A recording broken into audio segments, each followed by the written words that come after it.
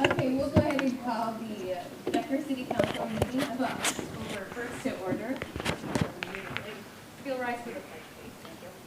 I pledge Allegiance to the flag of the United States of America and to the republic for which it stands, one nation, under God, indivisible, with liberty and justice for all. All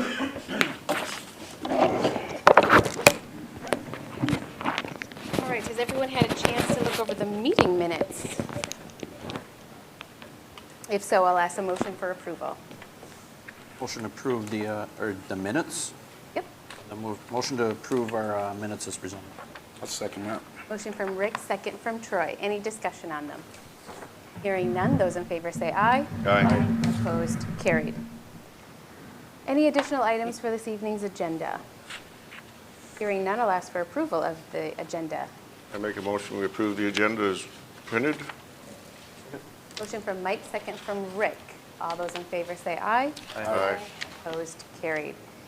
Guest and open forum. Anyone wish to address council? Seeing no one, we'll move on to committee reports. The tour of the High Bridge gas plant. Rick. Tour of the High Bridge gas plant. That was week before last. It was, The 18th, I believe, was it? we'll call it that. So for maybe folks that are not familiar with the High Bridge, is an Xcel Energy. It is now a natural gas plant in St. Paul, but at one time it was a coal. It was a coal unit, and in this case here, it's going to be very similar to our to the situation here at Sherco, where they're going to retire a coal unit and build a new natural gas plant next to it. So I know we had toured the Riverside before, up in northeast Minneapolis, but that one was a little bit different there because that was a retrofit where they took an existing coal and retrofitted over to natural gas. So this one was a little more like what we could potentially see here. So got to see a tour of that, and of course there's always new stuff you can pull away from there. And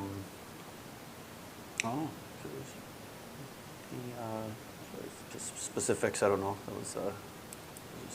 It was pretty interesting. So just kind of nice to see something that physical that you can actually this is what potentially could be here. So pretty small footprint, I guess, but.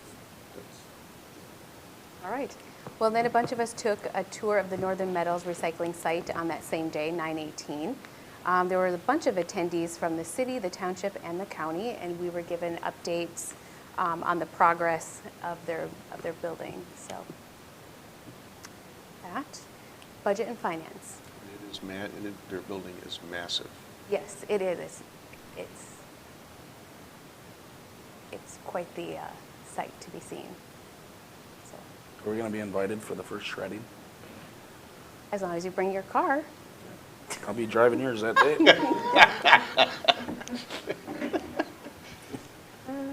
All right, well, let's move on to budget and finance. Budget and finance.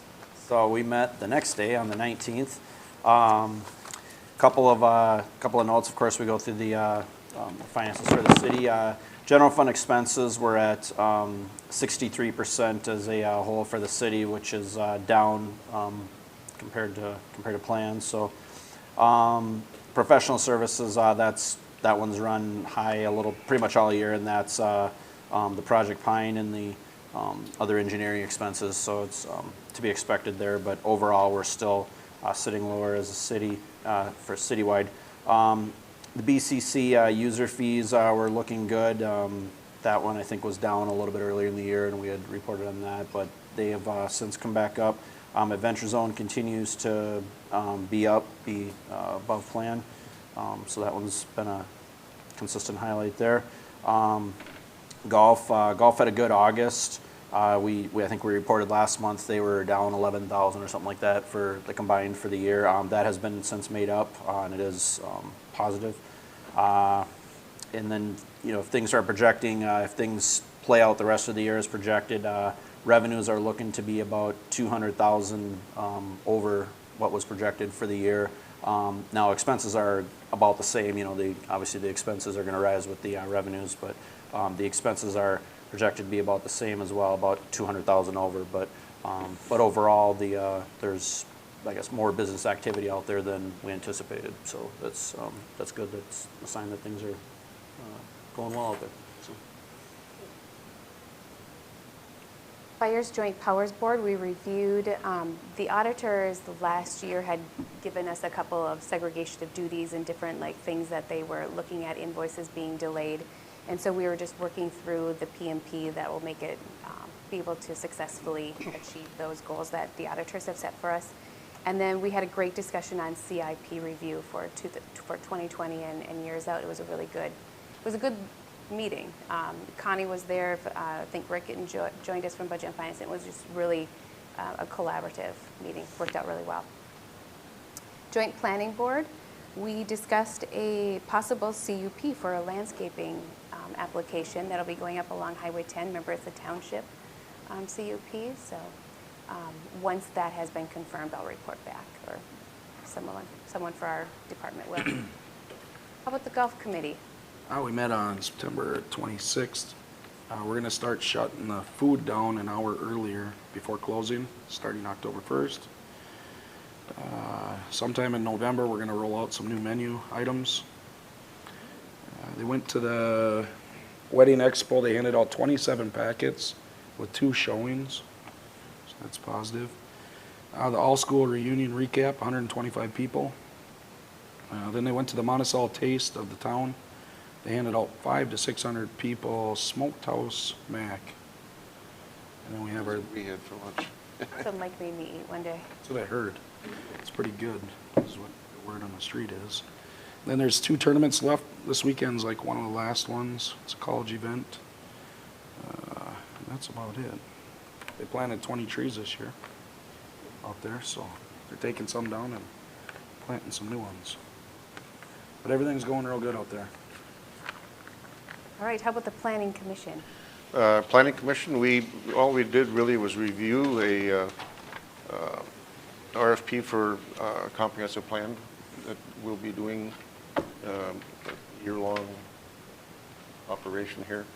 And this will be coming to the City Council, I think the next meeting for a final, and then to authorize sending it out for bids.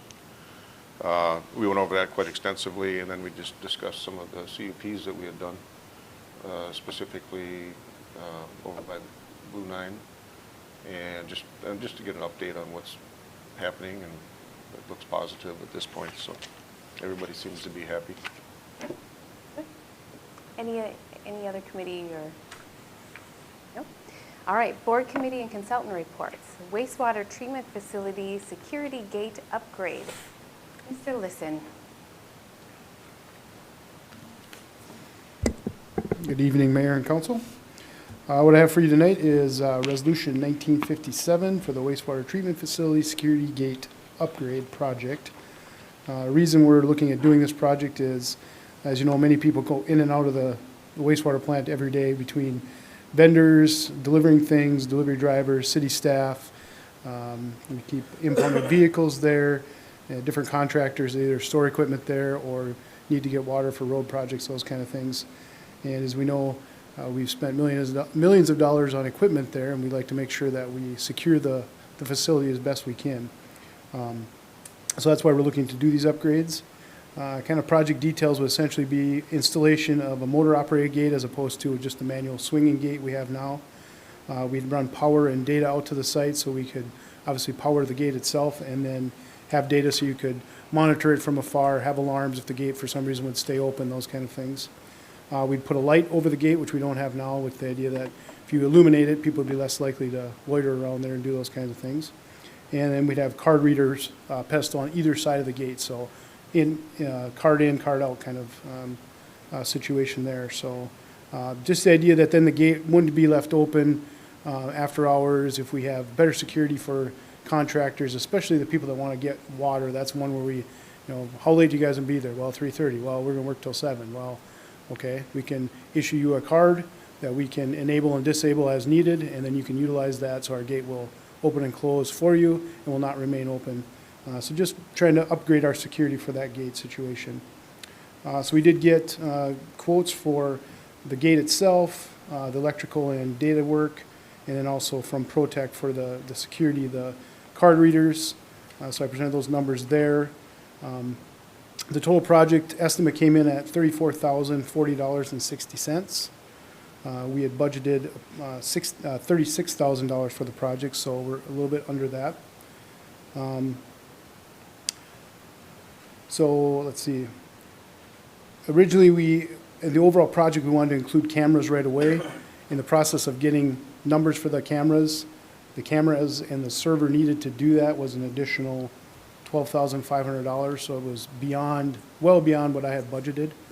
So this, at the moment, we're going to reevaluate that, take a look at those cameras, that server, make sure it's what we need, and this is going to end up being a two-step process, because I want to get the gate in and done before it freezes, which is getting very close, and then we'll reevaluate the cameras and that after.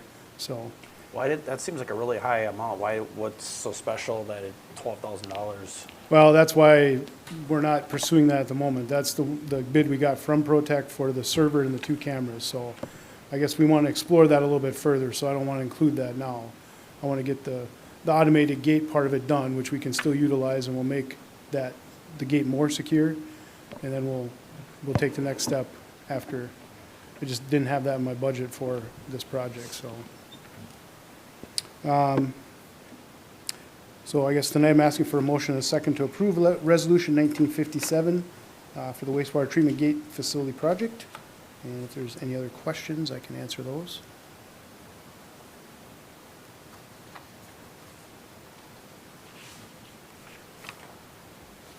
So a couple weeks ago, we were going to look at this, and you'd had some questions on it. Was it had to do with the cameras, or what? Yeah, initially I thought the cameras were in that the quote, and then as I read it more closely, it was like, this does not include the cameras. So I was like, whoa, okay. So let me pull that off. Let me make sure I got all my ducks in a row with that and utilize that. So then I got the specifics for the cameras and the server, and that's the $12,500 for that piece of it. So that's why I wanted to take it off, because I did not present it that way, or didn't want to present it. That's not how I wrote it, so. Seems like a lot of money for a gate. Oh, it does. And this is the only people that we reached out to? We got a quote from Boundary Fence and from Authority Fence. Oh, there. So Boundary was actually a little bit more. They're fairly close. There's a couple $1,000s difference.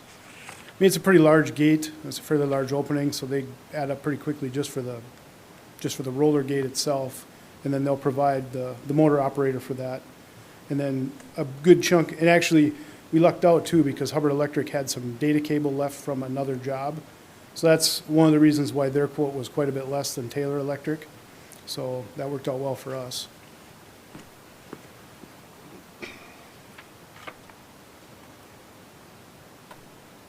This is in your budget.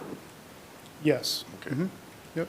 Make a motion, we adopt Resolution 1957, installation of a security gate at the wastewater treatment facility. Second? Motion from Mike, second from Rick. Any other discussion? Hearing none, those in favor say aye. Aye. Opposed, carried. Thank you. Thank you. Closed City Council meeting for real estate negotiations. Ask for a motion to close the, I'll make a motion, we close our meeting for purposes of real estate negotiations pursuant to Minnesota statute, section 13D.05, subdivision 3C, section 1, to determine purchase price of property which we might purchase. Second? motion from Mike, second from Troy. Those in favor say aye. Aye. We'll go into closed session at 6:50.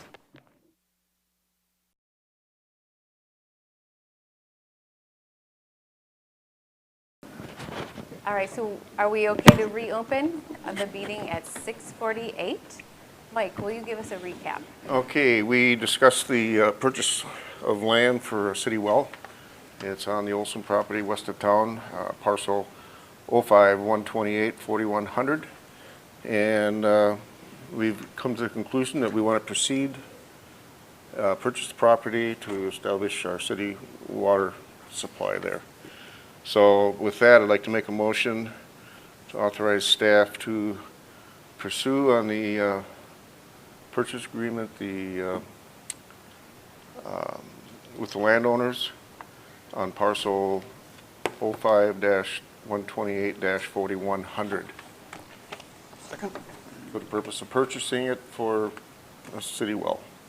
Motion from Mike, second from Rick. Any other discussion? Hearing none, those in favor say aye. Aye. Opposed, carried. Oh, great. Thank you.